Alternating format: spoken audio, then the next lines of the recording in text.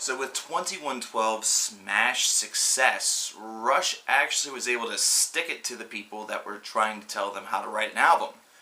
Now the question that always comes whenever that occurs is, how are they going to follow it up? How is this band that just experienced this smash and sudden success of 2112 that Rush did, how are they going to really deliver afterward? And A Farewell to Kings is their answer, and this is an album that I feel among very true die-hard Rush fans is considered to be a very adequate and well-placed and timely follow-up to 2112. However, it is not remembered in the universe of rock and roll and of progressive rock with that same friendly element. This is in fact one that it really takes the die-hard progites, the die-hard Rush fans, the Geddy Lee worshippers in order to really even mention the name of this album. Even though it is as damned good as it is as a follow-up, it certainly delivers in so many different ways and then some.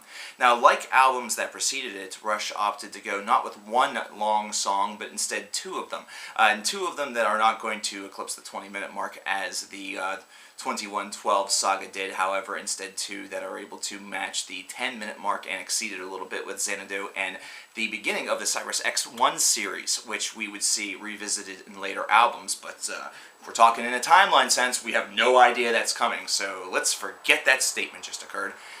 So this is a disc that is kind of unique in the fact that it's got 6 tracks on it, and the 2 long tracks, we have the very final song on the disc, and we have the second song on the disc. And I always like it whenever bands kind of give you an introductory track before hitting you with some meat and potatoes. But this was one that was done with the title track of Farewell to Kings, which was close to 6 minutes in length, so it does have a bit of length behind it.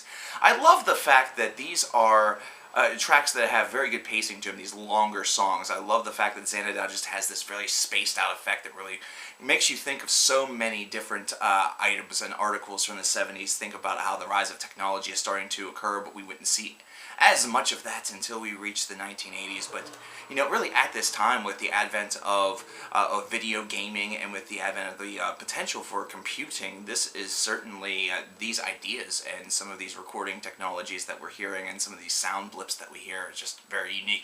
I love the fact that the band is extremely tight on these songs as well. These are very well written, and the band sounds like they are fresh off the success with more success in mind, and they want to do it their way. They want to do it the Rush way, because these are tracks that are certainly not 100% accessible to the nation as, say, some of the songs from 2112 were, such as the famous Overture.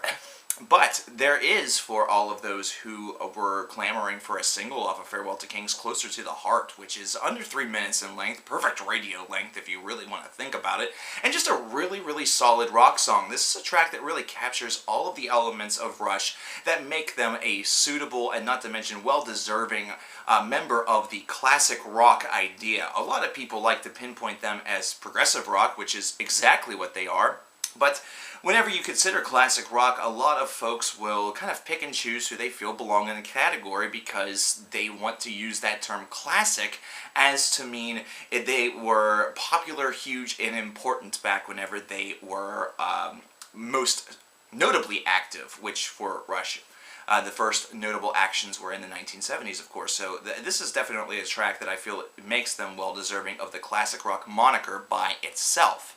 And then you get into songs such as Cinderella Man that are a little bit more underappreciated in the Rushiverse, either that or in the Progaverse, that really just take you by surprise whenever you revisit them years and years later.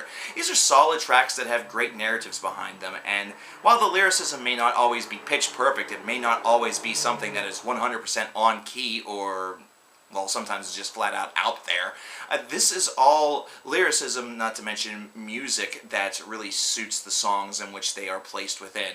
I love the fact that right before we get into the final track on the disc, we have Madrigal, which is a terrific small little song which is almost, at least from appearance, seen as a bridge gapper or a go-between between Cinderella Man and the final track, Cyrus X1. I'm destroying that. I don't care. I think this album flows superbly, and that is what helps it so much. This is an album that I think really shows that whenever you take a little bit of care in the way in which you model your album, you can make a success out of anything. I think that what some of the previous Rush releases really kind of faltered from, and I'm thinking specifically of Caress of Steel, is the way in which they're put together. I think that this one does all of the correct things by having one large song on each side, the A or the B side of the record, and it also has something a little bit shorter, something a little bit smaller in order to kind of bridge the gap a little bit. And I think that gives it a lot of character while also very expertly kind of keeping pace in mind and keeping the idea of interest in mind for a listener.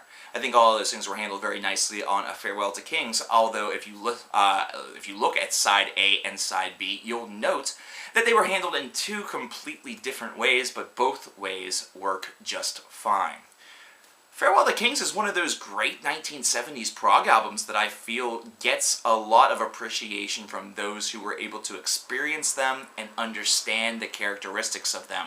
Those that were really listening whenever Kansas or Genesis put out a new record, or perhaps were checking out albums from Yes, such as Relayer, for example, either that or Close to the Edge. Kind of understanding of how a prog album is put together and how that pacing is so tantamount to also making a prog album just a great rock album as well. That way it's able to kind of cross-breed in different genres in order to get two specific fan bases smiling.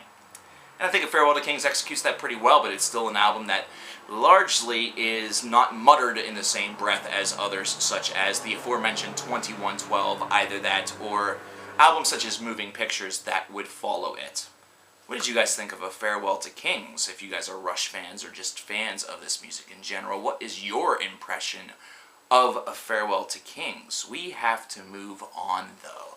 We have to move on in this discography because there is still so much more to talk about. We have to talk about Hemispheres next, which is an album that kind of takes this idea of pacing and flips it a little bit upside down and kind of does some things that really could have gotten Rush into a lot of trouble as far as with their audience. But we're going to talk about that whenever we get there. For now, this is where we stop.